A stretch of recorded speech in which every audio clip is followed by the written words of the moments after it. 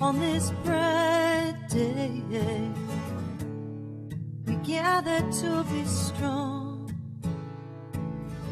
Nearly 2,500 Americans from all 50 states recently gathered for a groundbreaking summit to focus on fully integrating people with developmental disabilities into our society. Where are you from?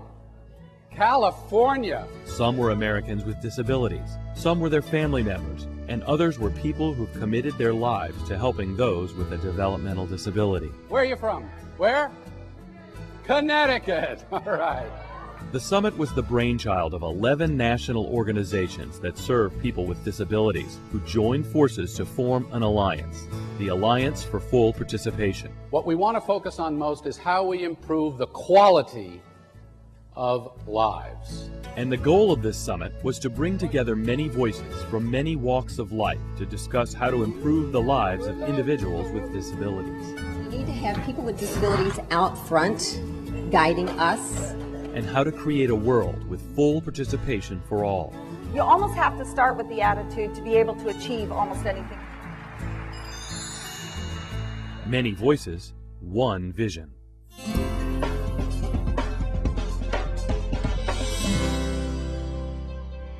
If you know a child with a developmental disability, a woman with MS, or a person with Alzheimer's, chances are they rely on a direct support professional.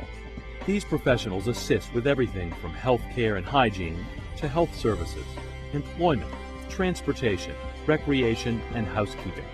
The work that these quiet heroes provide allows the people that they care for the ability to live a fulfilling life in the community with dignity, pride, and respect. Eva Jones is a direct support professional. Well, a day like today, I don't have typical days. I have to write down a schedule for myself for every day. Hang on. We still have an extra juice in here, Marissa. One of my friends was involved with recreation for people with disabilities, and she said, come volunteer. And I went over, I volunteered one day and was hired the next, and I've stayed with it ever since. Good morning. There still is not enough help. There's not enough people willing to give them support or give them the extra boost in whatever angle that they need. Come on, you can do it. To be able to integrate as well as they could. It is great. It's gratifying. It feeds the mind, the body, and the soul. It does all three, and that's important. What's best and worst about your job? Worst is lack of time. I have no time for myself, and sometimes I feel like I don't have enough time for doing some of the special little things that I'd like to do to enrich some of my clients and my own foster children who are disabled. How many clients do you work with? I work with 2. I do respite care for about 4, and then I have a foster child, and then my original foster child who will turn 29 in 2 months. Just a little busy. No, that was just a short thing. Over the years, as the movement towards full participation has grown, the role of the direct support professional has evolved. Now, community provider organizations and direct support professionals are looked at to provide an array of services to the developmentally disabled. The most important role of the community provider organizations is to 1, keep people safe, 2, provide training and support to people with disabilities, 3, provide individualized supports based on consumer choice, and 4, connect people within their communities. The most important thing for nearly 2/3 of you in this room is provide individualized supports based on consumer choice. Providing this individualized care for clients has increased job and training complexity. As the demands for the job increase, more qualified direct support professionals are needed. However, a workforce shortage threatens the likelihood that the developmentally disabled will be able to reach full participation in the community. What's the biggest obstacle to doing a better job?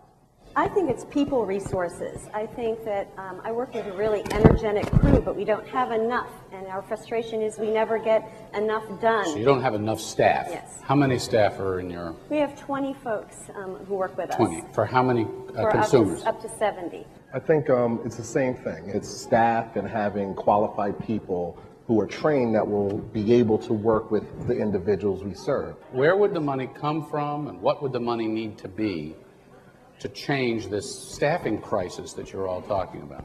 When I started this job, it was a career opportunity. I came out of special education. And it was a living wage then? And it was, no, not really, No, but right. it developed very slowly for a while, and I think it's going backwards. I have my direct care staff who can't pay their bills at the end of the month, and I think that it has to be something that makes people want to stay in. People need to know that we're not just people that give people baths.